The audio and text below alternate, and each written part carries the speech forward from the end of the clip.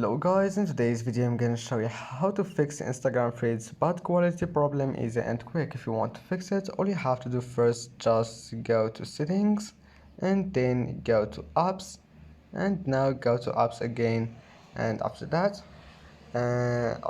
type feeds and then go to permissions, and now just make sure to give it all the permissions that you find here, and don't forget storage. Make sure all the permissions here is allowed, and then force stop the program and clear cache. Now after that, just go back and try again, and your problem must be fixed. Just turn off your Wi-Fi and turn it on again. And that's it for today's video. Don't forget to like and subscribe, and thank you for watching this video until the end, and see you in the next video.